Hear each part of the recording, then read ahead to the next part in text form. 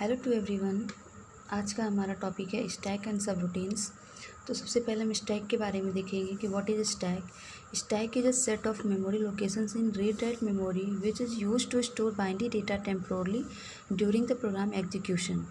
Stack read write memory में एक memory locations का पूरा एक सेट होता है जिसका यूज बाइनरी डेटा को टेम्पोरली स्टोर करने के लिए किया जाता है during the program execution. Means कि जब कोई भी मेन प्रोग्राम एग्जीक्यूट कराया जाता है तो मेन प्रोग्राम से हमें जब किसी सब रूटीन पे ट्रांसफ़र होना होता है तो उस समय मेन प्रोग्राम सीक्वेंस में चल रहे सीक्वेंस को हमें स्टैक में स्टोर करने की ज़रूरत होती है, जिसको हम टेम्पोरली स्टोर करते हैं ताकि जब हम सब रूटीन से वापस मेन प्रोग्राम पे रिटर्न होकर आएँ तो हम उसी सीक्वेंस को कंटिन्यू कर सके जहाँ पे हम जिस सीक्वेंस को छोड़कर हम सब रूटीन पे ट्रांसफ़र हुए थे।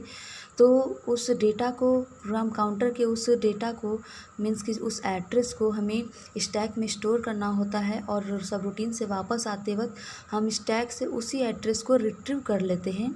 तो इस तरीके से हम स्टैक का यूज करते हैं। और स्टैक यहाँ से हमें क्लियर है कि स्टैक क्या होता है। स्टैक एक हमारा रीड राइट मेमोरी होता है, उसका मेमोरी लोकेशंस का एक सेट होता है। मीन्स कि एक रीड राइट मेमोरी में कुछ मेमोरी लोकेशंस का सेट हमारा एक स्टैक होता है। हम देखेंगे नेक्स्ट अब सब रूटीन। व्हाट इज़ सब रूटीन। सब routine is a set of instructions. सब रूटीन क्या है। सब रूटीन एक इंस्ट्रक्शन का सेट है। मीन्स कि set of instruction is called programme. ये पहले से हम जानते हैं। मीन्स कि सब रूटीन एक प्रोग्राम होता है जो कि डिज़ाइन फॉर स्पेसिफिक टास्क और फंक्शन, जिसको कि हम एक स्पेशल फंक्शन या टास्क करने के लिए स्पेशली डिज़ाइन करते हैं, which is used in main program many times. और सब रूटीन की ज़रूरत सब रूटीन प्रोग्राम हम तब बनाते हैं जब हमें अपने मेन प्रोग्राम में बार बार किसी प्रोग्राम को लिखने की ज़रूरत पड़ती है। तो हम उसको बार बार न लिख कर क्या करते हैं कि अलग से एक प्रोग्राम दूसरे एड्रेस पर लिख लेते हैं और उसको हमें जहाँ पे भी मेन प्रोग्राम में ज़रूरत होती है उसको हम वहाँ उस सब रूटीन को कॉल करा लेते हैं। इसीलिए यहाँ पे लिखा गया है मेनी टाइम्स। जैसे कि हम आप उसको एक छोटा सा एग्जांपल लेके रफ एग्जांपल लेके हम आपको उसको समझा सकते हैं। जैसे देखिए, हम मान लेते हैं, कंसिडर कर लेते हैं कि ये हमारा एक प्रोग्राम है जिसमें हमने इस तरीके से डैश लाइन देकर दिखाया कि कुछ इंस्ट्रक्शंस है जिसको हम अपना मेन प्रोग्राम कर रहे हैं, जिसको हमें एग्जीक्यूट कराना है। तो इसके कुछ इंस्ट्रक्शंस के बाद हमने कॉल 2000h लिख दिया। कॉल 2000h से क्या है कि कॉल का जो यूज़ होता है सब रूटीन को कॉल करने के लिए किया जाता है। तो इसमें देखिए, इस मेन प्रोग्राम का जो एड्रेस है वो हमारा 9000 से स्टार्ट है और हमने एक दूसरा प्रोग्राम लिखा है जिसको कि हमें अपने मेन प्रोग्राम में बार बार हमें रिपीट करने की या कॉल करने की ज़रूरत पड़ती है।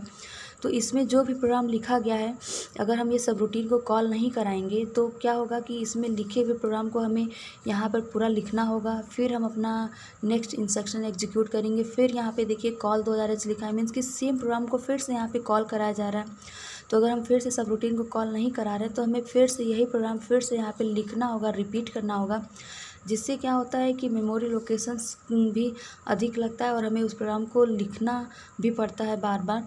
तो हम अपनी सुविधा के लिए, आसानी के लिए क्या करते हैं कि उस प्रोग्राम को अब मेन प्रोग्राम में बार बार लिखने से अच्छा होता है कि हम एक अलग से प्रोग्राम बना लेते हैं और हमें उस प्रोग्राम की जब भी ज़रूरत होती है तो हम कॉल के थ्रू उस सब रूटीन पर ट्रांसफ़र हो जाते हैं और उसको एग्जीक्यूट करने के बाद हम रिटर्न इंस्ट्रक्शन का यूज़ करके अपने मेन प्रोग्राम पर वापस आ जाते हैं।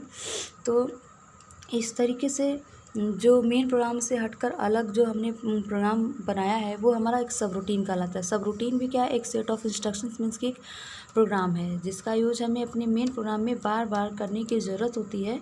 तो हम इसको यहाँ पे कॉल के थ्रू इसका यूज कर लेते हैं। अब हम देखेंगे, अब हम थोड़ा सा स्टैक के बारे में डिटेल से देखेंगे कि स्टैक पे जैसे हमने बताया कि स्टैक हमारा एक रीड राइट मेमोरी हो गया। तो आप पहले से ही जानते होंगे कि रैम जो होता है, रैम भी एक रीड राइट मेमोरी है और यहाँ पे स्टैक भी हम बता रहे हैं कि एक रीड राइट मेमोरी है। But what is the difference between stack and RAM.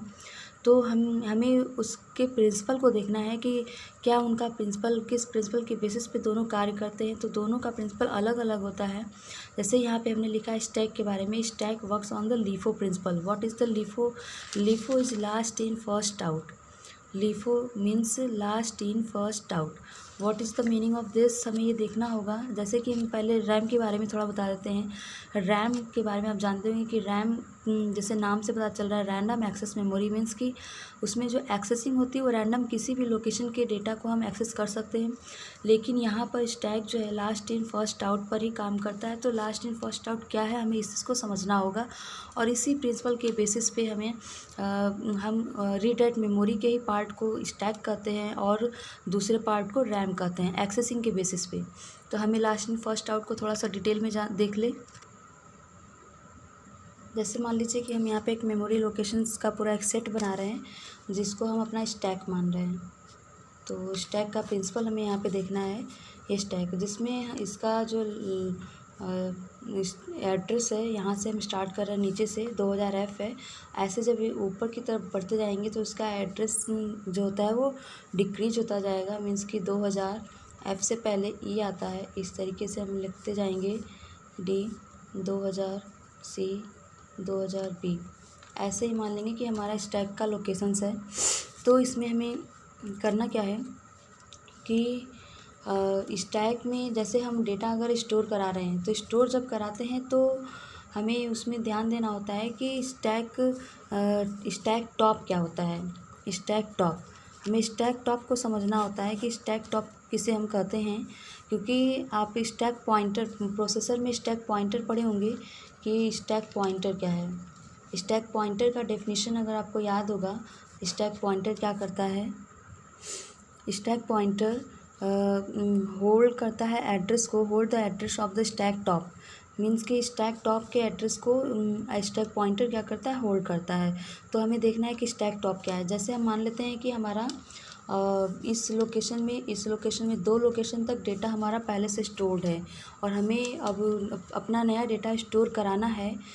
तो क्या होगा कि जो स्टैक पॉइंटर होता है, स्टैक पॉइंटर स्टैक टॉप के एड्रेस को होल्ड करके रखा रहता है और उससे हमें ये पता चलता है कि हमें उसके नेक्स्ट लोकेशन से अपने डेटा को उसमें स्टोर कराना है स्टैक में।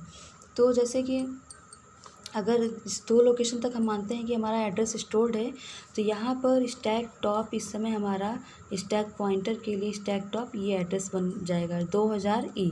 मीन्स कि स्टैक पॉइंटर में जो प्रोसेसर का स्टैक पॉइंटर है वो अपने स्टैक पॉइंटर पता है कि एक 16 बिट का रजिस्टर होता है।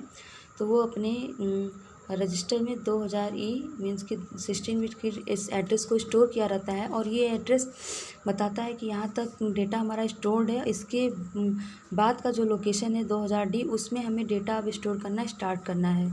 तो ये हमारा ये स्टैक टॉप कहलाता है। तो स्टैक में जब हम डेटा स्टोर करते हैं तो स्टैक में हम हमेशा 2 बाइट का डेटा एक साथ स्टोर होता है।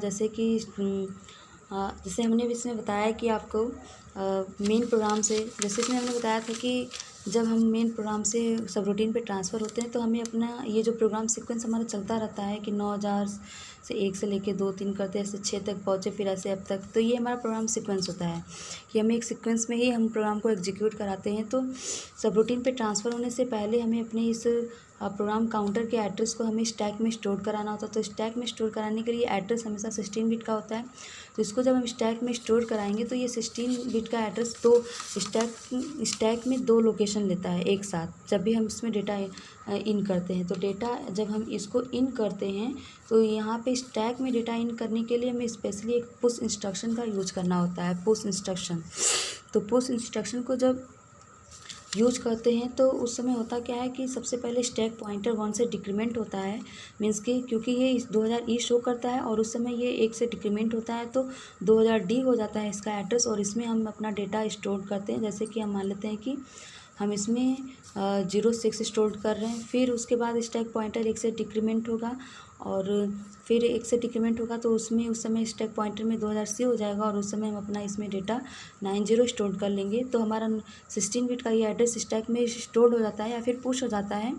तो उस समय स्टैक पॉइंटर हमारा स्टैक पॉइंटर का नया एड्रेस बन जाता है 2000C। मीन्स कि स्टैक पॉइंटर हमेशा 2000C शो करता रहेगा। मीन्स कि अगर हमें फिर से अब अगर स्टैक में डेटा स्टोर कराना है तो इसमें इसके नेक्स्ट लोकेशन के बाद ही हम अपने डेटा को स्टोर कर पाते हैं। तो इस सीक्वेंस में हमारा डेटा इन हो रहा है, लेकिन जब हमें अपने डेटा को आउट करना होगा, आउट करना होगा तो हमें क्या करना होता है। तो आउट करने के लिए हमें ये जो डेटा सबसे लास्ट में हमने इन किया होता है उसको हमें सबसे पहले आउट करना होता है। तो अगर हमें जैसे कि इस लोकेशन के डेटा को अगर हमें रिट्रीव करना है तो हमें पहले इस लोकेशन और इस लोकेशन दोनों लोकेशन के डेटा को हमें आउट कराना होगा, तब जाके हम अपने 2000E और 2000F के डेटा को हम आउट कर पाते हैं।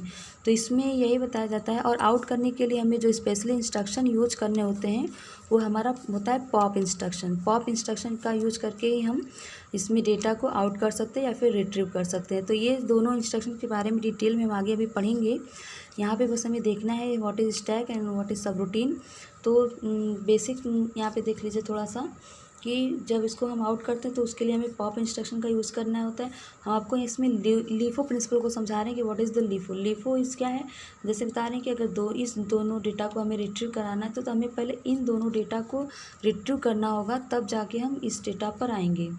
तो ये लास्ट में इन हुआ है लेकिन आउट सबसे फर्स्ट हो रहा है, तो इसी को बोला जा रहा है कि जो सबसे लास्ट में इन होता है वही हमारा सबसे पहले आउट होता है। ये हमारा होता है लीफो प्रिंसिपल। इसको हम कहते हैं लीफो। मीन्स कि ये एक रीड राइट मेमोरी है।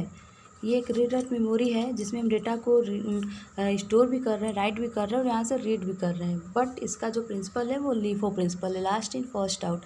अगर यही हमारा रैम होता तो रैम भी हमारा क्या है, एक रीड राइट मेमोरी है। लेकिन रैम में क्या है, रैम एक रैंडम एक्सेस मेमोरी होता है। मीन्स कि अगर हमें इस लोकेशन के डेटा को चाहिए होता है तो हम डायरेक्ट इस लोकेशन के डेटा को एक्सेस कर सकते हैं और किसी भी लोकेशन के डेटा को मैं डायरेक्टली एक्सेस कर सकते हैं। सबका एक्सेसिंग टाइम जो होता है वो सेम होता है प्रत्येक लोकेशन का। तो ये होता है बेसिक डिफरेंस रैम और स्टैक के बीच में। आई होप कि आपको समझ में आया होगा। आप यहाँ से बस सब रूटीन और स्टैक के बारे में थोड़ा सा देखिए और बुक से पढ़िए, और जो भी प्रॉब्लम है आप उसको कमेंट बॉक्स में बता सकते हैं और इसको ज़्यादा से ज़्यादा शेयर कीजिए। और इसके बाद का जो टॉपिक है स्टैक इंस्ट्रक्शंस और सब रूटीन इंस्ट्रक्शंस, इसको हम आपको नेक्स्ट वीडियो में बताएंगे। Thank you.